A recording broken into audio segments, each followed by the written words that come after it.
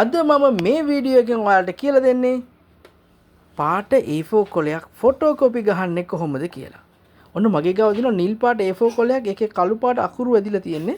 අපි බලමු මේ ෆොටෝකොපි මැෂින් එකෙන් මේක හරියටම ෆොටෝකොපි ගහන්නේ කොහොමද කියලා. ඉතින් මම පුරුදු විදියට ඔයාලට මේක කියලා දෙන්න තෝරගන්නේ අපේ Toshiba Studio 257 මැෂින් එක. හරි. එහෙනම් ඔන්න අපි වැඩේට බහිමු. මුලින්ම අපිට අවශ්‍ය කරන කොලේ ඩේටාස් තියෙන පැත්ත ෆොටෝකොපි ගහන්න ඕන පැත්ත මේ පියන ඇරලා මේ වීදුර උඩින් තියාගන්නවා. ස්කැනර් ග්ලාස් එක උඩින් තියාගෙන මෙන්න මේ ගානට හරියටම ප්ලේස් කරගන්නවා. දැන් පියන වැහුවා. අපි ඉතින් මැෂින් එකට කියන්න ඕන මේ කොල එන්න ඕන ට්‍රේ එක මොකද්ද කියලා. මේ A4 කොලයක් නිසා අපි A4 ට්‍රේ එක තෝරගත්තා. ඊට පස්සේ මේ zoom කියන ඔප්ෂන් එකෙන් අපි ඔරිජිනල් එක A4 තෝරගෙන කොපි එකත් A4 තෝරගත්තා. ඊට පස්සේ OK බටන් එක ප්‍රෙස් කරා. චරයිනේ ඉතින් කරන්නේ අපි පුරුදු විදියට. ඉතින් ඔන්න එහෙනම් අපි ෆොටෝකොපි එක ස්ටාර්ට් කරමු. දැන් ඔන්න ස්කෑන් වුණා. ස්කෑන් පේජ් එකයි කියලා ආවා. එක කොලයනේ කොහොමද දැම්මේ? එක පැත්තෙන් අපි ස්කෑන් කරන්නත් ඕන. ඉතින් එහෙනම් අපි ජොබ් ෆිනිෂ් කරමු. බලමු පේපර් එක එනවා.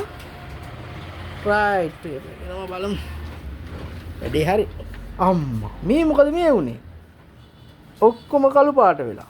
මෙහෙම හරියන්නේ නැහැ නේ ෆොටෝකොපි කස්ටමර් කෙනෙකුට මේක ෆොටෝකොපි ගහලා දෙන්නේ කිව්වම මේ නිල් පාට ෆොටෝ කොලය අපි මේ කළු පාට කොලේ දීලා හරියන්නේ නැහැ නේ.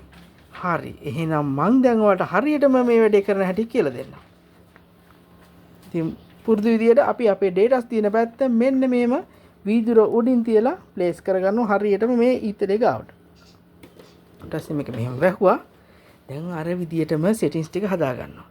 මෙතන A4 tray එක තෝරගෙන මෙතන zoom එකෙන් A4 original එකයි copy එක A4 තෝරගත්තා. ඊට පස්සේ මෙන්න මේ image කියන tab එක තෝරගන්න ඕනේ. image කියන tab එකේ තෝරගත්තම මේ background adjustment කියලා තියෙනවා. අන්න එක click කරලා මෙතනින් background එක light කරගන්නවා. right. ඊට පස්සේ ඒක okay කරනවා. ඊට පස්සේ ආයෙත් basic කියන mod එක එනවා. ඇවිල්ලා මේක පොඩ්ඩක් තව බෑග්ග්‍රවුන්ඩ් එක අඩු කරගන්න ඕනේ. මෙන්න මෙතනින් කලර් එක චුට්ටක් අඩු කරගන්න. අඩු කරගෙන තමයි වැඩේ කරන්න ඕන. දැන් බය නැතුව ස්ටාර්ට් එක ප්‍රෙස් කරන්න. දැන් ස්කෑන් වුණා. දැන් ඔන්න ස්කෑන් පේජස් ජොබ් ෆිනිෂ් කරා. දැන් බලමු කොලේ කොහොමද එන්නේ කියලා. රයිට්. දැන් හරිනේ. ඔන්න වැඩේ. දැන් අර හරියටම බලාපොරොත්තු වෙච්ච විදිහටම අවිලා තියෙනවා. මේ බලන්න. නිල් පාට කොලේ අපි A4 කොලේට සුදු පාට කොලට ගත්තම අකුරු ටික විතරක් වදින විදියට. අපි වැරදිලා වැදින කොලේ මෙන්න. දැන් මේක කළු පාට වෙලා තියෙනවා. බෑග්ග්‍රවුන්ඩ් එක කළු පාටයි. මේක හරියටම ක්වොලිටි එකම තියෙනවා.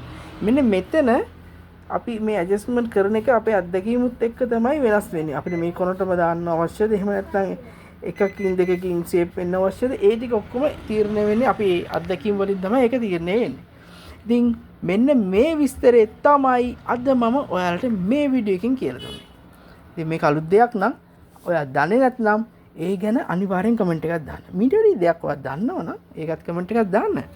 ඒ වගේම යාළුවනේ මේ වීඩියෝ එක තවත් යාළුවන්ට දැනගන්න ෂෙයා කරන්න. ඔයාලගේ හැම ගෲප් එකකටම ෂෙයා කරන්න. ඉතින් වීඩියෝ එක හොඳ නම් ලයික් කරන්න. අලුත් වීඩියෝ එකකින් අපි ඉක්මනට හමු වෙමු. ජය වේවා.